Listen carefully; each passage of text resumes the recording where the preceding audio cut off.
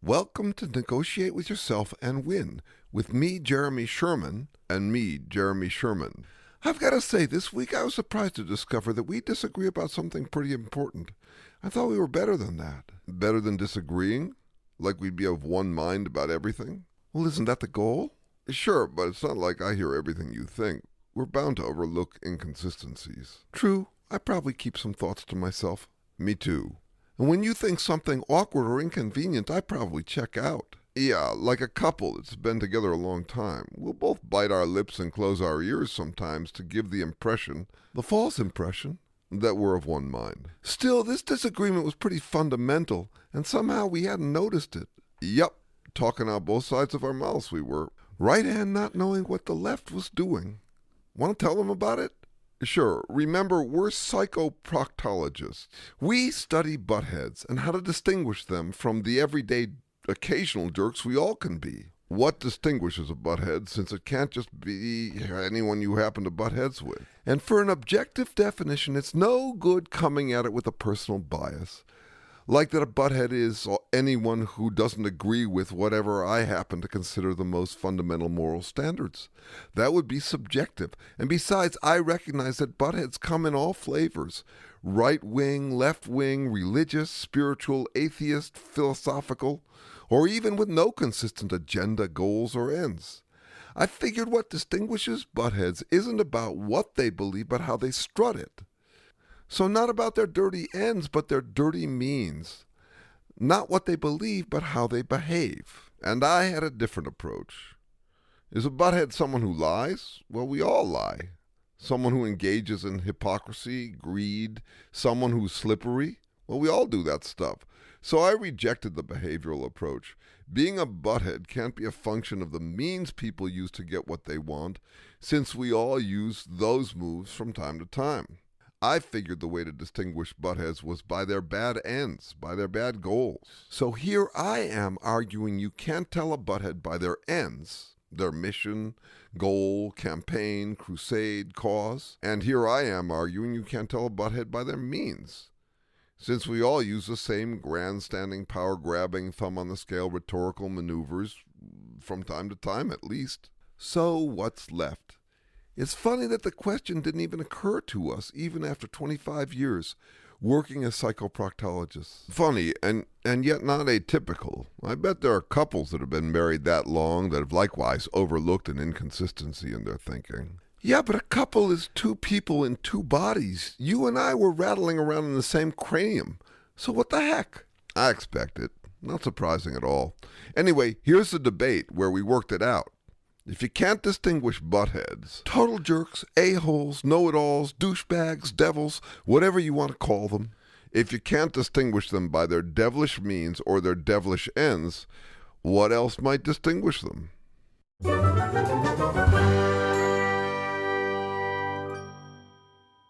It's just authoritarianism, a dictator and his followers. They think their ends justify their means. They use dirty tricks to get power. You don't want power? Not the way they get it. Not if it means using dirty tricks. But you're always going on about how we better turn things around quickly or it's going to be too late for us. So to turn things around quickly you need power. Yeah, but I want to get it honestly. You're telling me that if we were able to get their power gained by their dirty means, but to achieve our clean ends, you'd refuse it? Like if we had a president who used power like him, but was completely aligned with our goals for a better planet, you would oppose him? Using dirty tricks is never acceptable under any circumstances. You would let our planet die rather than using any dirty tricks ever? Our planet will die if we continue to use dirty tricks. And what's your definition of dirty tricks? Power grabs. Is a power grab just anything that gains you power? Like if you won the Nobel Prize, is that a power grab? Don't be an idiot. If you win fair and square based on the merits of your work, that's not a power grab, that's power earned. Power should go to those who earn it, not those who grab it. I agree, but I can't help but notice that you just called me an idiot. I didn't. I told you not to be one. So out of the blue, you're just reminding me not to be an idiot. I guess. Like it slipped my mind, like maybe I thought it would be good to become an idiot. Look, I didn't mean to insult you. I'm not insulted. Then why turn your attention to that? We were talking about power grabs, right? Well, to my ears, you didn't earn the power and authority to remind me not to be an idiot. It sounded to me like a power grab. Now you're just being slippery. You say that from your position of authority earned how? Oh, come on, cut it out. Okay, here's my point. I think there are a few problems with your standards. You say no matter what your goals or ends, what matters is using clean means. Ends never justify using dirty means. Ends never justify using power grabs, right? Right. You would never want to use power grabs because they make a mess of things. Correct. So at the risk of being accused again of courting idiocy, can you honestly say you never engage in power grabs? Well, come on now. If you say with authority that you absolutely never use power grabs right after telling me not to be an idiot, I'll think you make power grabs to cover your power grabs. All right, sure, I use power grabs sometimes, but I try not to. You think power grabs are bad, but sometimes you indulge despite yourself. Sure, like donuts. They're not good for me. I should never eat them, but I do sometimes. I never said I was perfect. But you did suggest that the solution is for us all to eradicate power grabs. Let's turn the tables here. Enough about me. What do you think? You would vote for a president who makes power grabs like our dictator president if he was 100% behind our goals for saving the planet? Do you think virtuous ends justify using dirty means? Fair question. Okay, here's what I've got so far. There's no escaping power grabs any more than there's escaping donuts or other temptations. People will use power grabs. People will grab unearned power. We have to admit that power grabs work and that we need power to implement real change. Right, but look at the power grabs Lincoln used to win the Civil War. I doubt any of our biggest heroes were pure. I think it boils down to having the right ends, not the right means. If you have the right ends, it justifies using power grabs. Really? Well, sure, that's what I think. So how can we tell what are the right ends? By if they bring about a better future. Oh, that's cute. You can tell you have the right ends in the end, when things turn out right in the end. Hey, come on now, I'm serious. No, you earned a tease for that one. Don't be an idiot. I'm asking you how you can tell in advance, not in retrospect. But ends are about the future. What matters is if the ends are achieved. Sure, but ends are predictions about what will happen in the future. I'm asking how you can tell if it's a good prediction. And if you aim right, things come out right, right? Ha!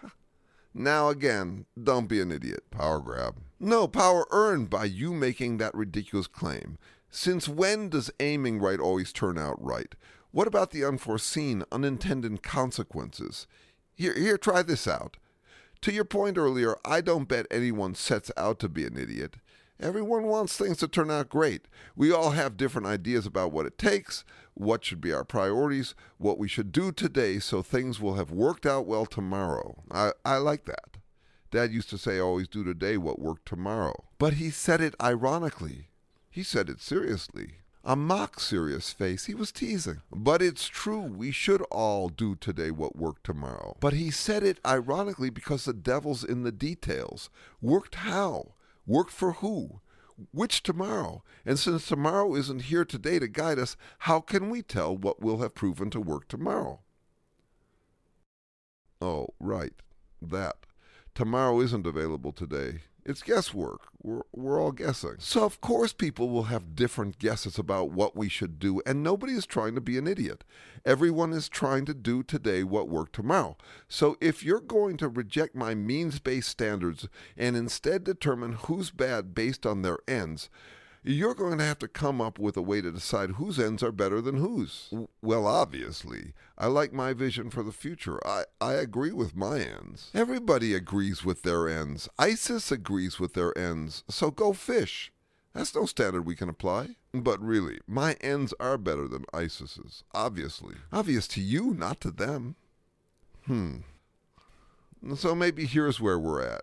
You say live clean, no power grabs, no matter what your goal, because everyone thinks they have the best ends in mind. Everyone gets to guess what we should do today so that things will work out well tomorrow. So no one should ever assume that their ends justify any power grab means. Am I getting that right? That's right. And you're saying we all use power grabs, so we can't just eliminate them. The power grab moves don't make you right or wrong. What matters are your ends. The better your goals, the more power you deserve. That's right, come to think of it. Yeah. We'll even disagree about whether power was grabbed or earned. If you think your ends are better than other people's, you'll think you've earned the means to implement them. Maybe that's what Lincoln did. Good. We'll debate whether powerful means are earned by our ends. And really, you can't tell whether you've earned the right to use those power moves until the end. Like if our president really does end up making America great again, who are we to say he used power grabs, not power earned? I'm reminded, Secretary of State Robert McNamara said that if we had lost World War II, we would have been war criminals for bombing Japan like we did. Always do today what worked tomorrow means that you can only tell whether your power was grabbed or earned after the power has been used and the consequences are revealed. And even then you don't know for sure. The fat lady never sings. It ain't over till it's over, and it's never over. Something can turn out right, but then go sour later. It's a rolling retrospective. Look back from one tomorrow and you'll think it turned out great. Look back a day later and it can look terrible. Like I said, we need to know better ends now, not later. Some means are just power grabs, plain and simple. They shouldn't be used. Sure, they will, but they shouldn't. We need a means-based approach to power grabs. But Lincoln, he had to manipulate the country to end the Civil War, and we're glad he did. I bet you'd be okay with a benevolent dictator, just not a malevolent one. Am I getting that right? That's right, but I get your point now. Everyone says their ends are pure. Everyone has confidence in their bets about what we should do. We're all trying to make things turn out great, and we disagree about what's to be done today so things work out tomorrow. Everyone thinks they've earned the power by virtue of their better ends. Look, I'm not trying to be an idiot, but I feel like one because we both seem wrong. You say it's all about having good means, no power grabs. I say that's impossible. It's all about having good ends. You say that's impossible. Everyone has good ends, or at least claims them. Hey, wait, I have an idea. No one wants to appear to be an idiot, but some people are idiots, right? Well, sure, we're all ignorant about something. Not just ignorant, but greedy. The id in idiot. Freud's id. You know, unconstrained self-serving appetite. The impulses we have to control to get along with each other in reality. Idiot was a word long before Freud. Look it up. Look up the etymology of idiot, its original meaning. Okay, here it is. Like I said, it's about from Greek, idiots, layman, person lacking professional skill, opposed to writer, soldier, skilled workman. Literally private person, as opposed to one taking part in public affairs. From idios, one's own. One's own. So idiots are self-serving. They're doing today what works tomorrow for them and them alone. Which tomorrow? Every tomorrow. They don't have any real goals other than self-satisfaction, self-aggrandizement. Our president is an idiot, but he claims lofty goals. Make America great again is a goal, isn't it? But you never hear him get more specific than that. Tell me, who in America would like to make America ungreat? Nobody. MAGA is generic. It's empty. Like saying we deserve to rule because we want things to get better. Big deal. Who doesn't? Right, it sounds like a goal, but it isn't. It's the idiot shouting whatever gets him as much personal power as possible, moment to moment. Yeah, earning power by reaching common goals, he gave up on that long ago. For him, it's power grabs every time, all the time. Power grabs aren't means to lofty ends. Power grabs are his end. His goal is playing God. He and his followers rant louder about their goals than anyone. They wear the hats and t-shirts. They'll out-insist anyone about their goals. Their means are their ends, are their means are their ends. They've collapsed them into one. Their goal is the right to insist loudest on achieving goals they don't care about at all. Their end is endless power grabs. Pro-life, build the wall, drain the swamp, Christian liberation. Oh, they go on and on about them. They insist with more theatrical passion than everyone else. But it's not how hard you insist. That's just lip service. That's just window dressing. What matters is whether you really care about your ends. Like their fiscal conservatism or law and order. They show no real interest in those. The deficit is $1 trillion this year. They're defying court-ordered subpoenas. Okay, so there's your answer. Would I support a leader like our president, but whose true goals were my true goals? No, because they wouldn't be. Our president's true goal is fake invincibility by boundless power grabs. All his other declared goals are just window dressing, just pandering. Would I support a president who pandered to me the way he panders to his cult? No, of course not. Pandering will not achieve my goals. I have goals. I think I can summarize. I started out saying that dirty means are never justified. Power grabs are never justified. As you made clear, that won't work because we all use power grabs. And anyway, we'll debate whether it's a power grab or power earned, depending on whether the goal is a good one. Righteous ends earn power. It's not a power grab if the goal is a worthy one, so I admit it. You can't tell who's a total jerk by the means they use. And I realize nor by the ends. Everyone claims they've got good ends in mind, so who's to say which ends are better?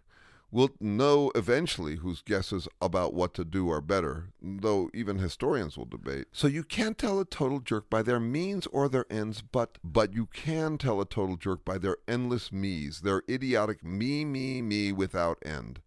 They'll yell with all their might about how they're the smartest, greatest, best, kindest, whatever, and they'll proclaim all these lofty sounding goals, but watch their walk, not their squawk. You'll recognize it's all just grandstanding and pandering. Their end is to use any means possible, no matter how mean, to stay on top without end. Neither means nor ends, but endless me's. I'll buy that. And I can't go for anyone who acts like that. That's a dictator. That's a total jerk. No matter what they squawk.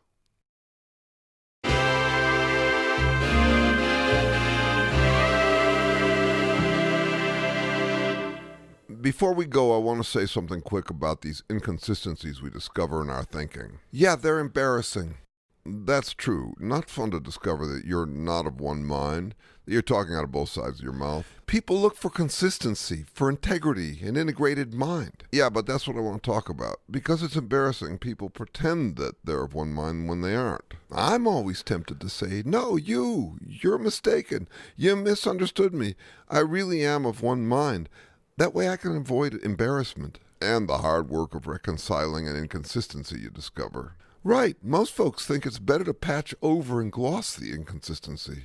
But it's not better, it's worse. Better to admit it and look at it. Yeah, but you know and I know it's fine to declare that you should always pursue consistency. But knowing isn't doing. That's why I love you. You've proven very patient over the years with my insistence that we look squarely at our inconsistencies. I appreciate that, but it's not a decision I've made. See, over the years, it's paid off. At first, it was embarrassing, but by now I see that all our best thinking comes from negotiating our differences when we see them. We've had hundreds of insights, and they all come from noticing our ambivalences, our equivocations, our talking out both sides of our mouths. Exactly. Not a moral decision to commit to integrity, but that it pays off so well. That's why we've got the patience for it. There's always gold, always pay dirt. Like in the old days, when one of those embarrassing inconsistencies would rear its ugly head, I'd rush to gloss over it. But by now, for all we've harvested, I can say, oh, interesting. I'm talking out both sides of my mouth. I bet other people talk out both sides of their mouths on this topic, too. I can learn something about all of us. I find myself less embarrassed, more eager to roll up my sleeves and figure out why my left hand doesn't know what my right hand is doing. We even came up with a name for it. Yep, being intellectually bi-curious. Nothing sexual about it. The bi-curiosity is about thinking two opposite things. That's what I wanted to say. Okay, then that's our show.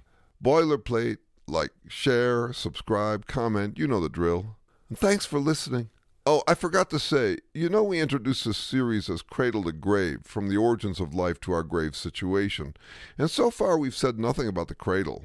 That's right. Well, we're not being psychoproctologists. We're part of a 23-year research project based out of UC Berkeley on the origins of life. Origins of effort, selves trying, since chemistry doesn't try at all. And we living beings do. How does effort emerge within chemistry? Big topic. So maybe next episode we can put our grave situation in that context like we said we would. Yeah, for integrity's sake. Exactly. See you next time.